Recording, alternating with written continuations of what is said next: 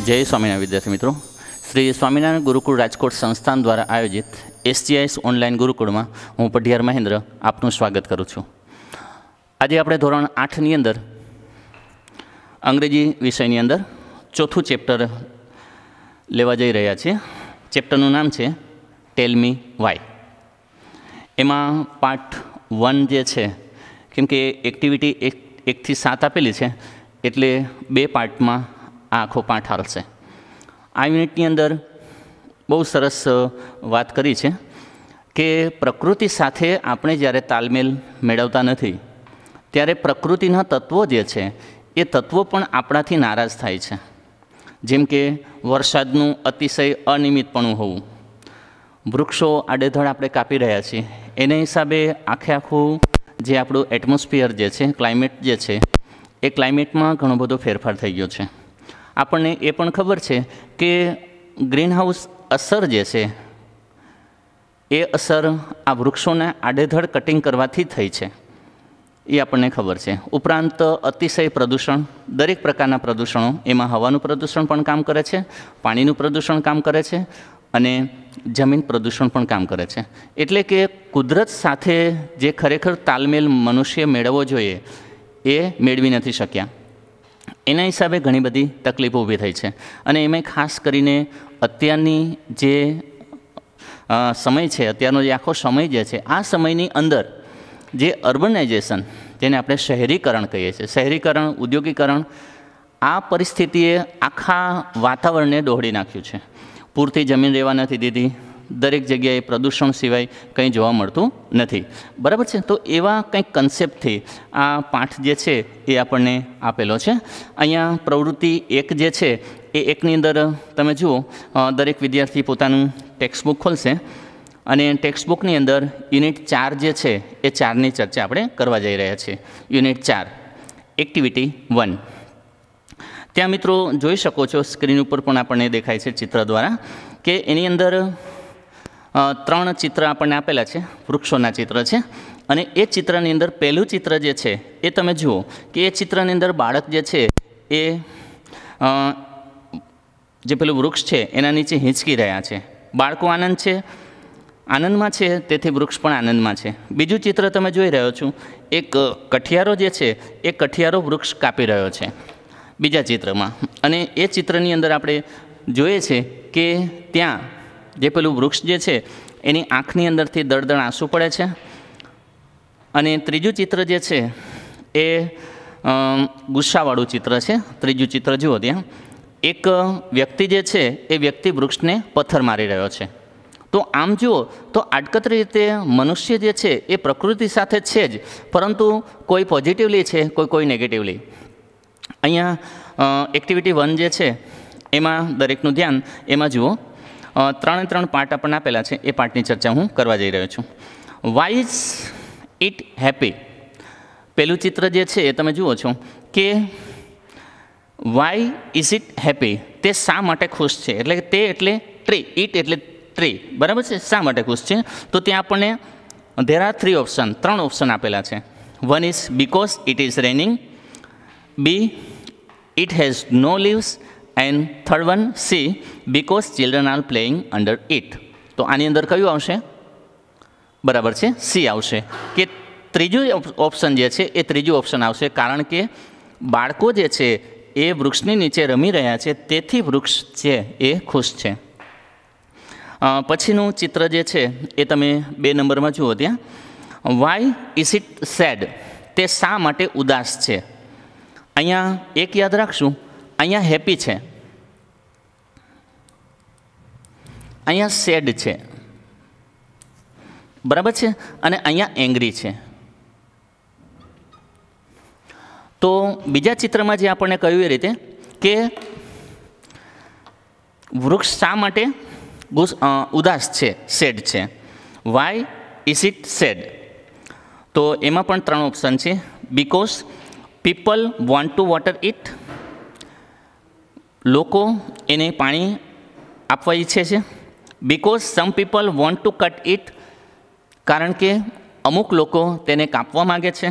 અને ત્રીજું છે બીકોઝ ચિલ્ડ્રન લાઇક ઇટ, કારણ કે બાળકોને તે ગમે છે. આ ત્રણેય ઓપ્શનની અંદર કયું ઓપ્શન આવશે? હા, બરાબર છે, બી આવશે. શું કામ? કારણ કે અમુક લોકો તેને કાપી રહ્યા છે. Some people want to cut it. Second, એટલે વૃક્ષને જ્યારે આપણે કટ કરતા હોઈએ, કાપતા હોઈએ, ત્યારે વૃક્ષ જે છે એ ખુશ ના હોય, એ નેચરલી છે. પછી ત્રીજું જુઓ, વાય ઇટ ઇઝ એંગ્રી. તે શા માટે ગુસ્સે છે? અહીંયા તમે જોઈ શકો છો કે વૃક્ષ શા માટે ગુસ્સે છે. આ ત્રીજું ચિત્ર જે છે આપણે જોઈએ છીએ, તો એના માટે પણ 3 ઓપ્શન છે. બીકોઝ ચિલ્ડ્રન લાઇક ઇટ, કારણ કે બાળકોને તે ગમે છે. Because children throw stones at it, કારણ કે બાળકો તેના ઉપર પથ્થર ફેંકે છે. અને ત્રીજું છે because it has no leaves, કારણ કે તેને લીવ્સ એટલે પાંદડાઓ નથી. તો આ 3 ઓપ્શનમાંથી કયું ઓપ્શન આવશે? બી. બરાબર છે, બી ઓપ્શન આવશે, કારણ કે બાળકો જે છે એ પથ્થર ફેંકી રહ્યા છે. તો અહીંયા આ એક્ટિવિટી 1 જે છે એની અંદર તમે જોઈ શકો છો કે જ્યારે વાયથી પ્રશ્ન પૂછેલો હોય, વાયથી પ્રશ્ન જ્યારે પૂછવામાં આવે છે, બીકોઝથી આપણે જવાબ દેવાનો હોય છે. આ ફર્સ્ટ એક્ટિવિટીઝમાં આપણને આવું કહેવા માગે છે. ક્લિયર? આમાં કોઈને પૂછવાનું કાંઈ? અહીંયા એક નોંધ આપણે રાખશું કે જ્યારે કોઈ પણ પ્રશ્ન વાયથી પૂછેલો હોય ત્યારે તેનો જવાબ બીકોઝથી અપાય.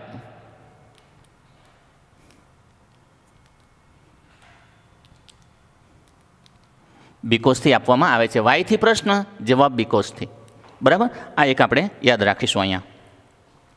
તો અહીંયા એક્ટિવિટી 2 જે છે, એક જે છે એ કમ્પ્લીટ થાય છે. આપણે એક્ટિવિટી 2ની ચર્ચા આપણે કરી રહ્યા છીએ. એક્ટિવિટી 2 એમાં તમે જોઈ શકો છો કે એક્ટિવિટી 2ની અંદર એક સરસ મજાનું ચિત્ર આપેલું છે, અને એ ચિત્ર જે છે એ એક ડાયલોગ છે, અને એ ચિત્ર ઉપરથી આખો સંપૂર્ણ ડાયલોગ આપણે પૂર્ણ કરવાનો છે. તમે સ્ટાર જેવું ચિત્ર જુઓ છો અંદર સ્ક્રીન ઉપર, તમને દેખાય છે, બરાબર, કે જેની અંદર આપણે ડાયલોગ પૂર્ણ કરવાના છે આ ચિત્ર ઉપરથી. અને આમાં તમે જોશો કે જુદા જુદા વિદ્યાર્થીઓ એ એક વૃંદા નામની જે છોકરી છે એમના જન્મદિવસ વખતે જાય છે, પણ અમુક વિદ્યાર્થીઓ લેટ પડે છે. શા માટે લેટ પડે છે? તો એના કારણ સાથે બીકોઝ એમ કરી અને ચિત્રની અંદર એ વાક્ય આપેલું છે, જે હું તમને અત્યારે બતાવું છું. અને એ વાક્ય ઉપરથી જ એ ચિત્રમાંથી વાક્ય લેવાનું, અને એ વાક્ય ઉપરથી આપણે આખું ચિત્ર તૈયાર કરવાનું છે. અહીંયા જોઈ શકાય છે કે જો ત્યાં પેન્સિલ જેવું સરસ મજાનું એક આપેલું છે, જો ત્યાં તમે જુઓ છો અલગ અલગ ફૂલ જેવું ચિત્ર છે, જો હું તમને સેજ ડ્રો કરીને બતાવી દઉં, અને એના ઉપરથી આપણે ડાયલોગ પૂર્ણ કરવાનો છે. આ રીતે ચિત્ર છે, જુઓ અંદર.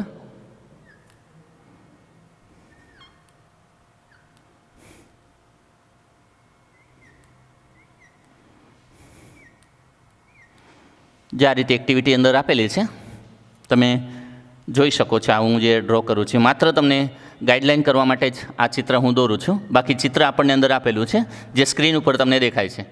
બરાબર? આ તમે જોજો. અહીંયા ચિત્ર જે આપણને આપેલું છે આ રીતે માત્ર ગાઈડલાઈન માટે જ છે, કેમ કે આમાં વાક્યને બધું સમાશે નહીં. હું હમણાં ટેક્સ્ટ બુકમાંથી વાક્ય વાંચું છું, અને એ પ્રમાણે આપણે આખો સંપૂર્ણ ડાયલોગ પૂર્ણ કરવાનો છે.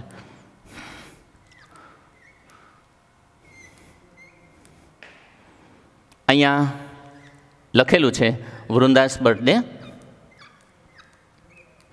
બરાબર? આ ચિત્ર છે, આ વૃંદાસ બર્થડે.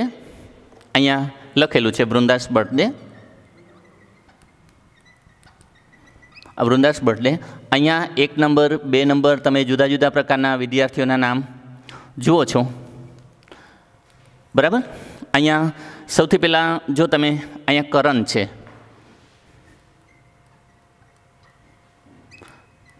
કરણ છે, પછી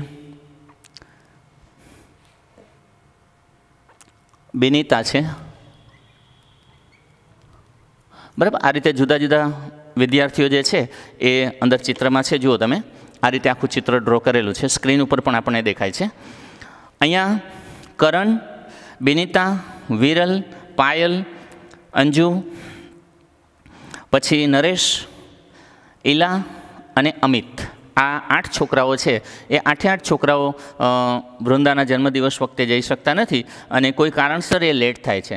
તો અહીંયા વાય આર ધે લેટ, તેઓ શા માટે મોડા છે એ આપણે ચર્ચા કરીએ છીએ. Activity 2, today is Vrinda's birthday. આજે વૃંદાનો બર્થડે છે. She is invited all her friends. તેણે ઇન્વાઇટ એટલે આમંત્રણ આપવું. તેણે પોતાના મિત્રોને આમંત્રણ આપ્યું છે. The party begin at 9 PM. Party 9 વાગે સાંજે રાત્રે શરૂ થાય છે. PM છે એટલે સાંજનો સમય, બપોર પછીનો, રાત્રિનો સમયમાં પણ PM આપણે કહીએ છીએ. But Vrinda was in tears. પરંતુ વૃંદા રડે છે. ઇન ટીયર એટલે રડવું. અહીંયા આંખમાં આંસુ હોવા એના માટે ઇન ટીયર પણ કહેવામાં આવે છે. ટીયર્સ એટલે આંસુઓ. Why was she in tears on such a good days. આવા સરસ મજાના દિવસે તેણી શા માટે રડે છે? Because nobody was present at the party. કારણ કે આ 8 બાળકોમાંથી કોઈ પણ વિદ્યાર્થી, કોઈ પણ એમનો ફ્રેન્ડ છે એ ત્યાં હાજરી આપી શકતો નથી. ત્યાં જો ડાયલોગ આપણને આપેલો છે, પાના નંબર 41 ઉપર આપણે છીએ બધા. At 9:15 Vrinda walked in a hurry. 9:15 Binita જે છે એ ઉતાવળ કરી રહી છે. Binita said, oh dear, I am sorry. અરે ડિયર, હું ખૂબ જ દિલગીર છું. Vrinda said, where where you, why are you late today at my party. ક્યાં હતી? મારી પાર્ટીમાં તું શા માટે મોડી આવી છે? Binita says, oh I was so confused in selecting a gift for you. Binita પોતાનું કારણ બતાવે છે, જો કે હું ખૂબ જ કન્ફ્યુઝ થઈ ગઈ હતી. કન્ફ્યુઝ થવું એટલે કોઈ નિર્ણય ન લઈ શકવો, મૂંઝવણમાં આવી જવું. કે હું ખૂબ જ મૂંઝવણમાં હતી કે તારા માટે કઈ ગિફ્ટ મારે તને સિલેક્ટ કરવી છે, આપવી છે. એના માટે હું ખૂબ જ મૂંઝવણમાં હતી. Vrinda says, it's okay dear, you are my best gift. સારી વાત છે, તું મારો મિત્ર જે છે એ મારા માટે સૌથી મોટી ભેટ છે. આ બાબતે આપણે યાદ કરી લઈએ કે કોઈપણને આપણે જ્યારે ગિફ્ટ આપતા હોઈએ ત્યારે ગિફ્ટ કેવી છે, કેટલી છે, કેટલી કિંમતની છે, એ ક્યારેય અગત્યની નથી હોતી. પરંતુ તમે કયા ભાવથી એ વ્યક્તિને આપો છો એ ખૂબ જ અગત્યનું હોય છે. એટલે તો કહેવાય છે કે મહત્ત્વ ભેટનું નથી હોતું, પરંતુ ભેટ કઈ રીતે આપવામાં આવે છે, કયા દિલથી આપવામાં આવે છે, બરાબર છે, કઈ લાગણીથી આપવામાં આવે છે, એનું ખૂબ જ મહત્ત્વ હોય છે.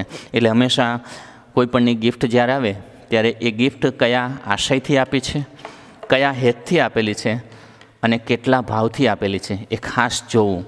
મોંઘી વસ્તુ હોય પછી કચકચાટ મનની અંદર કરીને પછી આપે, જીવ દુભાય તો ન ચાલે, બરાબર. પરંતુ ભલે ને સાવ સામાન્ય પેન્સિલ હોય પણ ખૂબ જ ઉમળકાભેર પ્રેમથી આપી હોય તો આપણને એ ખૂબ ગમતી હોય છે. તમને કદાચ ખબર હશે કે ગાંધીજી જે છે એ છોટી સી પેન્સિલ, એ પેન્સિલની અંદર તમને કદાચ પાઠની ખબર હોય તો ગાંધીજીને હંમેશા ભેટનું મહત્ત્વ નહોતું, પરંતુ એ ભેટ એને કઈ રીતે આપવામાં આવે છે એનું મહત્ત્વ હતું. એક નાનો એવો કિસ્સો છે, તમને કહી દઉં. પાઠ જે છે એ એક્ટિવિટી 2. હવે જુદા જુદા વિદ્યાર્થીઓ કઈ રીતે લેટ છે તો જો પાયલ માટે આપેલું છે, વૃંદા માટે આપેલું છે.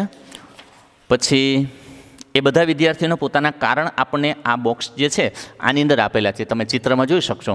એ ચિત્ર, એ વાક્યો જ આપણે અંદર મૂકવાના છે, એના કારણો આપેલા છે.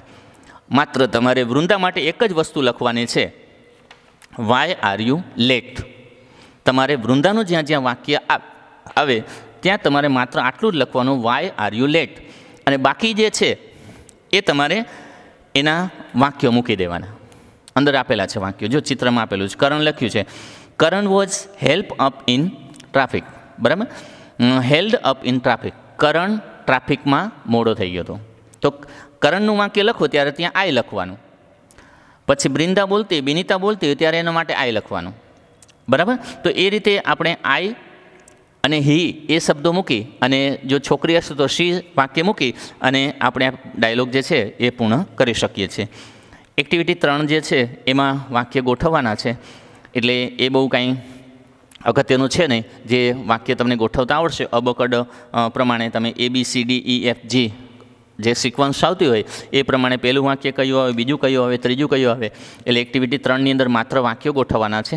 એક્ટિવિટી 4 જે છે એની ચર્ચા આપણે કરવા જઈ રહ્યા છીએ. મેં હમણાં જ થોડી વાર પહેલાં તમને કહ્યું હતું કે ગાંધીજી જે છે એને ભેટનું મહત્ત્વ હતું કે નહીં, ગાંધીજી જે છે એને કઈ લાગણીથી ભેટ આપવામાં આવી છે એનું મહત્ત્વ હતું કે નહીં, એ બાબત માટે હું નાનો એવો કિસ્સો છે તમને હું કહી દઉં, પછી એક્ટિવિટી 4 ચાલુ કરીએ.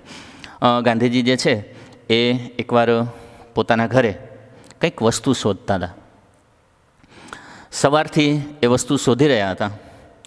ત્યાંથી ત્યાં જાય ને ત્યાંથી ત્યાં જાય, બરાબર. ટેબલ ખોલે ને આ ખોલે ને તે ખોલે, બધી વસ્તુઓ શોધતા હતા અંદરથી.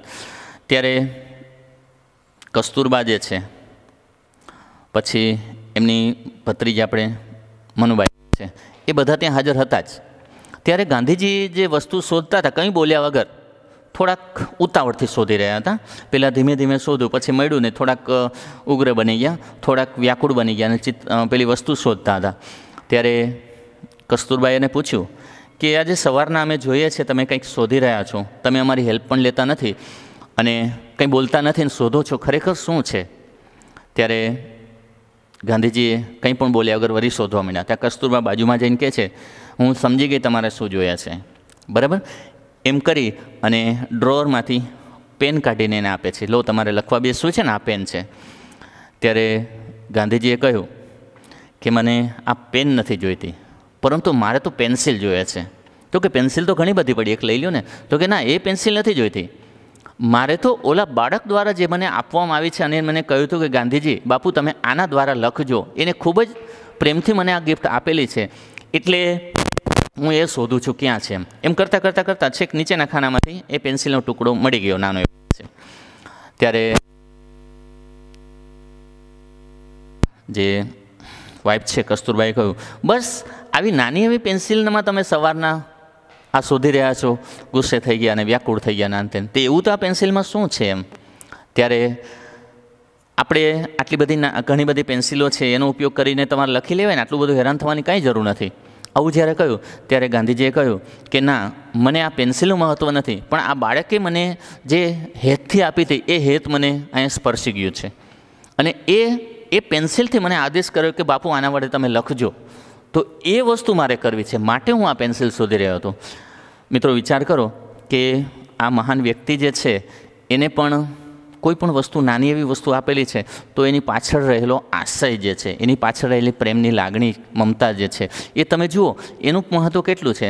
જ્યારે આપણે બધા અત્યારે 21મી સદીવાળા જે છીએ એ સામાન્ય રીતે શું કરતા હોઈએ,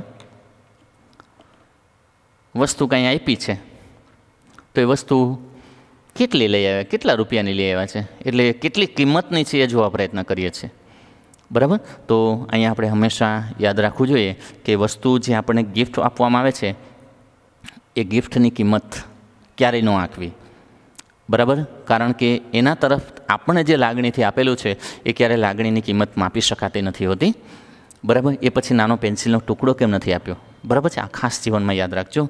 અને એક હા, જ્યારે તમને ગિફ્ટ આપવામાં આવે છે, ધારો કે તમે પાર્ટીમાં છો અને તમને તમારો બર્થડે પાર્ટી પૂરું થયું, ગિફ્ટનો ઢગલો થઈ ગયો છે, ઘણા બધા તમારા ચાહકો છે, અને જ્યારે તમને ગિફ્ટ આપવામાં આવી છે ત્યારે બધાની હાજરીમાં, ખાસ કરીને આપણા જે મિત્રોએ ગિફ્ટ આપણને આપેલી છે એની હાજરીમાં ક્યારેય ગિફ્ટ ના ખોલાય.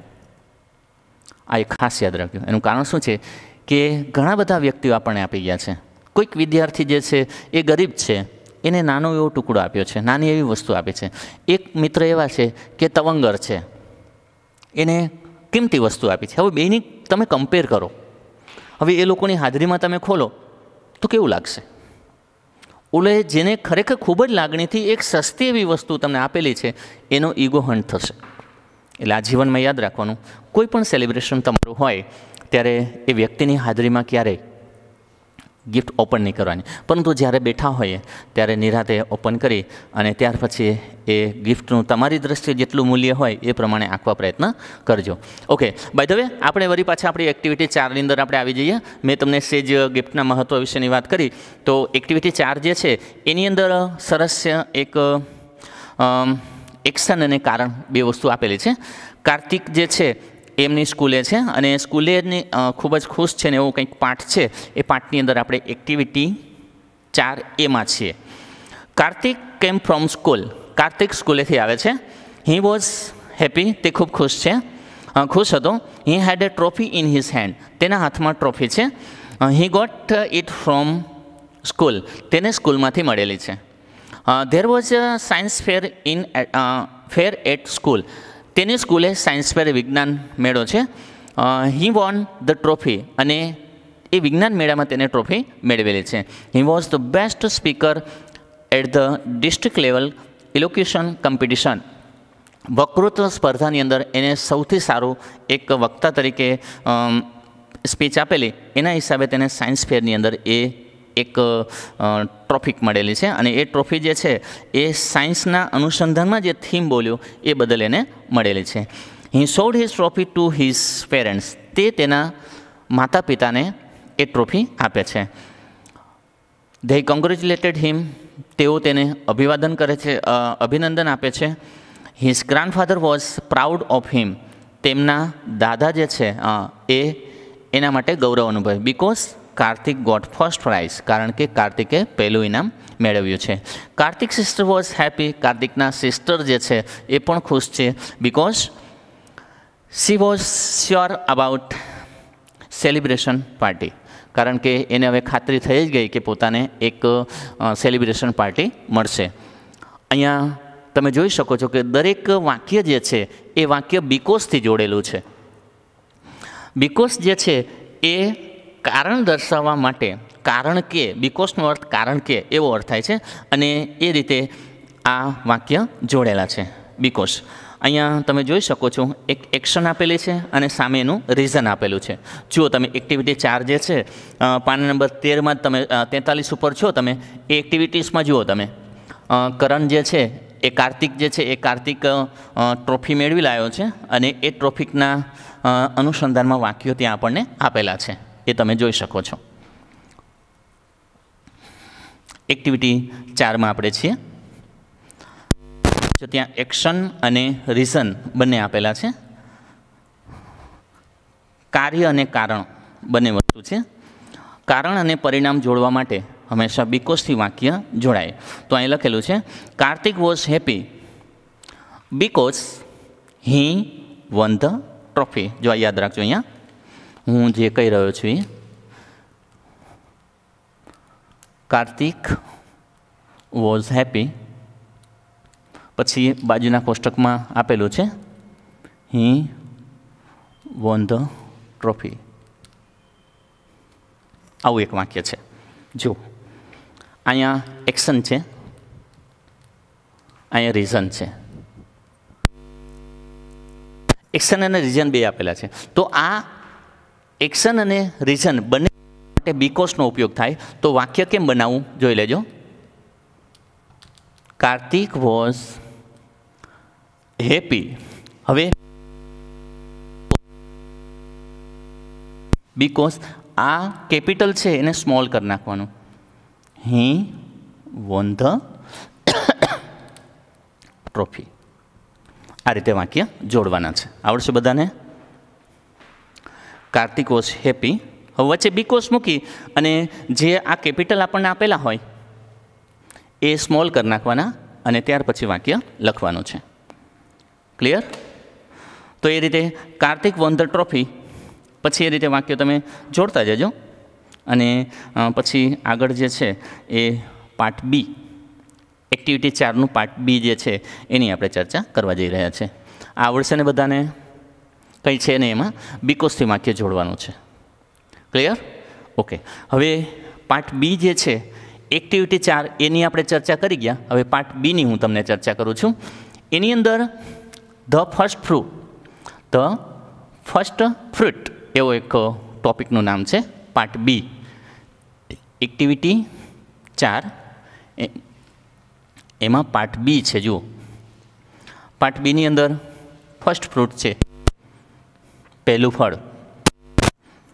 એવું એક સરસ મજાનું સ્ટોરી, નાની એવી સ્ટોરી છે અને સીધી કે અડકત રીતે આપણા માટે આપણા વડીલોએ આપણા ગ્રાન્ડફાધર કહીએ, પછી દાદાના દાદા કહીએ કે આપણા વડવાઓ જે કહીએ, એને આપણા માટે શું નથી કર્યું એ હંમેશા પ્રશ્ન રહે છે. દાખલા તરીકે અત્યારે પપ્પા જે છે એ કામ કરી રહ્યા છે, ફેક્ટરી ચલાવતો હશે, સરસ મજાની ખેતી કરતો હશે, પૈસા કમાશે, બધું પોતાના ના. તમે છો નાના બાળકો છો, તમે મોટા થઈ ગયા, મેરેજ થઈ ગયા, તમારે ત્યાં પણ નાના નાના ટેણિયા, બરાબર? તો પપ્પા છે એના માટે દાદા બની ગયા કે નહીં? રાઈટ. તો હવે વિચાર કરો કે એ જે દાદા જે છે એને તમારા માટે મહેનત કરી, પરંતુ એટલી બધી એ સંપત્તિ ભેગી કરશે, તમે તો આગળ વધવાના છો, પણ પોતાના પૌત્રો જે છે આપણા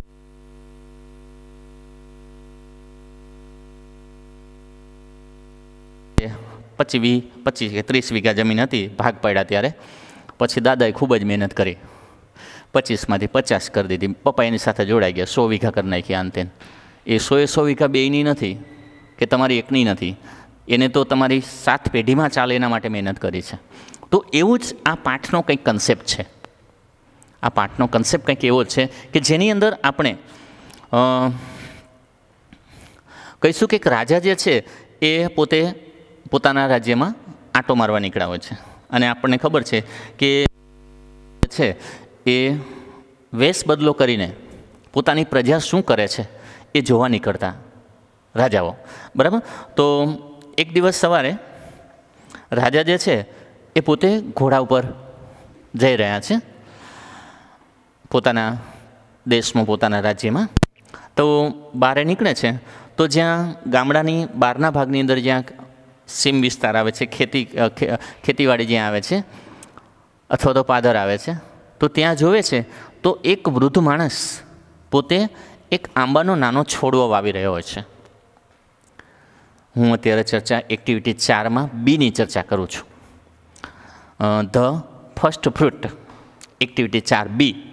વળી એમ થાય કે સર આ શું હાલે છે, કંઈ ખબર નથી એમ, એટલે આ ન થાય એટલા માટે હું પાછું તમને યાદ કરાવું છું. તો એ રાજા જે છે એ પેલા વૃદ્ધ માણસને, વૃદ્ધની ઉંમર ખાસી એટલી છે, એ માણસને એક નાનો એવો છોડવો વાવતા જુએ છે. ત્યારે રાજા ઘોડા ઉપરથી નીચે ઉતરી અને પેલી વડીલ વ્યક્તિને જમીનને ખોદતા ખોદતા જે ખાડો કરી રહ્યા છે અને સેમ્પલિંગ કરે છે, છોડવો વાવે છે, એ જોવે છે. ત્યારે રાજા પૂછે છે કે મહાશય, પહેલાં તો વંદન કરે. વડીલને હંમેશા ક્યારેય પણ વાત કરવાની હોય તો ત્યારે નમસ્કાર કરીને જ આપણે ચાલુ કરાય, એ આપણા સંસ્કાર છે. આપણેથી વડીલ વ્યક્તિ છે, વડીલ આપણને મળે છે ત્યારે તો વંદન કરીએ જ છીએ, ત્યારે તો આપણે એને નમીએ જ છીએ, પગે પડીએ જ છીએ. પરંતુ હું તો ત્યાં સુધી કહું છું કે અપરિચિત વ્યક્તિ છે, આપણેથી વડીલ છે, આપણે એની હારે વાત કરવાના છે, તો ત્યારે નમસ્તે કહીને પછી આપણે આગળ વાત કરવી જોઈએ. તો આ રાજા જે છે પેલા વૃદ્ધ માણસને નમસ્તે કહી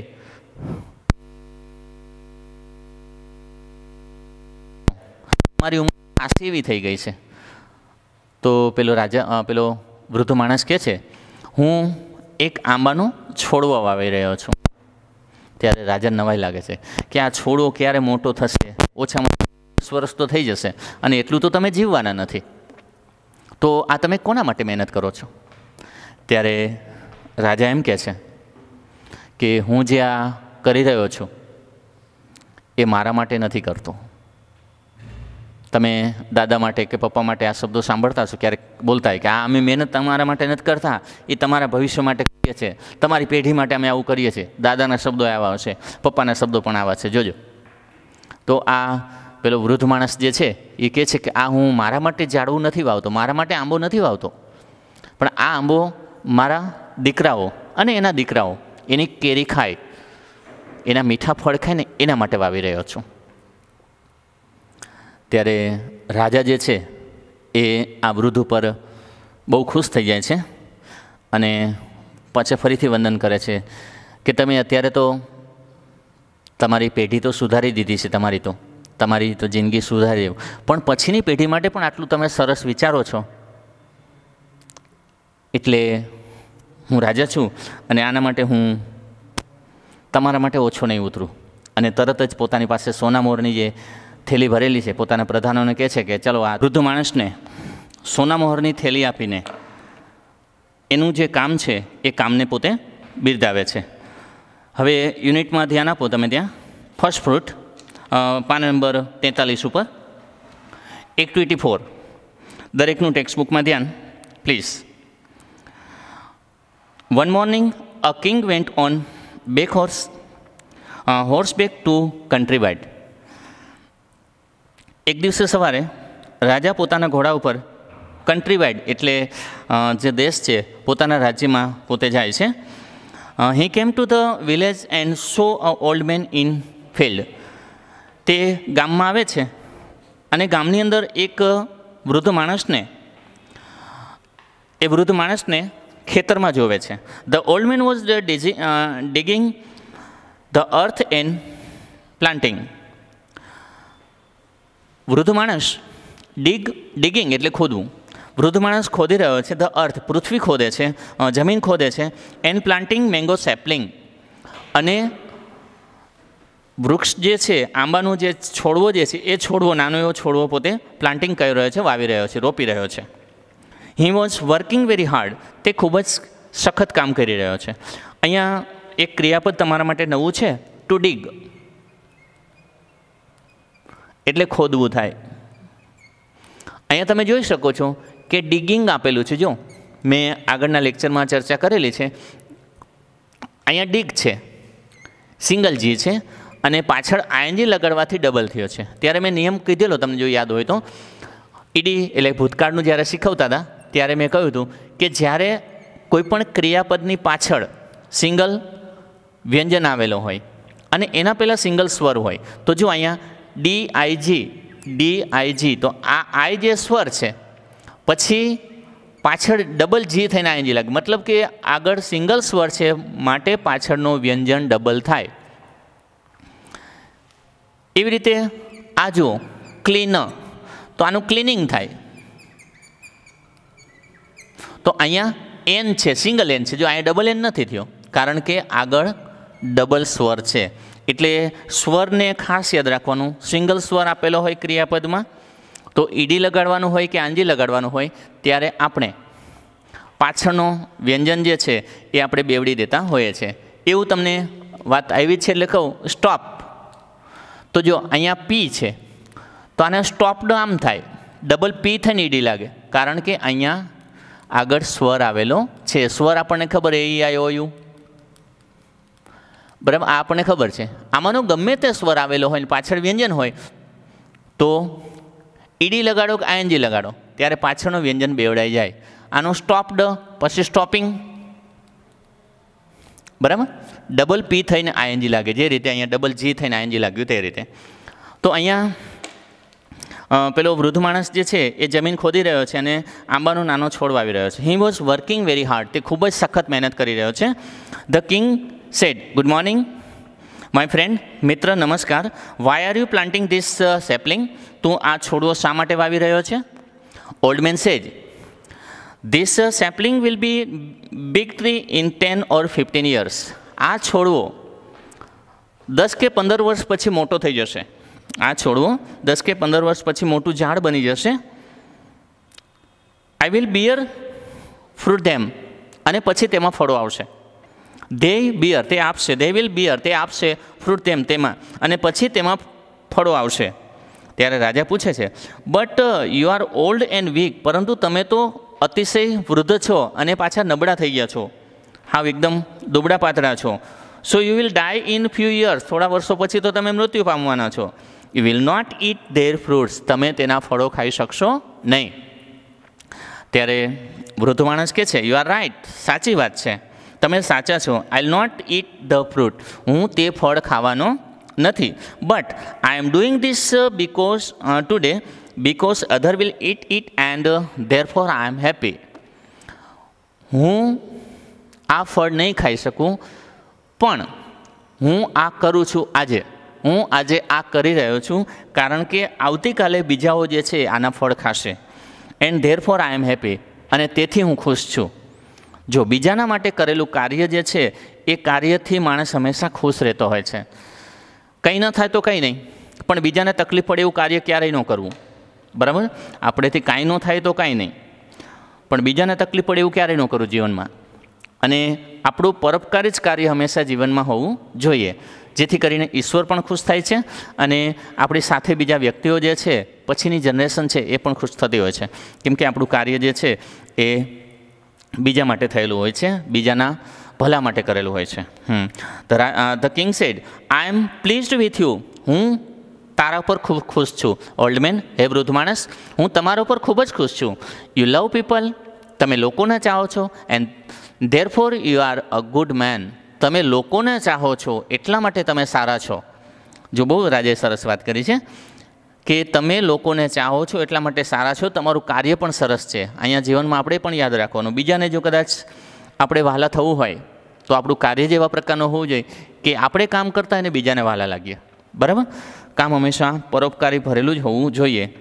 આપણા સંતોની બધાની વાત કરો તમે તો એના દરેક સંતો જે છે, સંતો માટે જો દરેકને લાગણી થાય જ છે, કારણ કે એમનું કાર્ય જે છે એ લોકોપયોગી હોય છે, લોકોને ઉપયોગી હોય છે, બીજાના હિત માટેનું હોય છે. એટલે જીવનમાં આ પણ યાદ રાખવાનું કે બીજાના ભલું માટે કદાચ, હું તો ત્યાં સુધી કહું, બીજાના ભલા માટે કદાચ ખોટું બોલવું પડે તો પણ બોલી નાખવાનું. બીજાનું ભલું થતું હોય ને તો ત્યાં કંઈ નુકસાન નથી આપણને.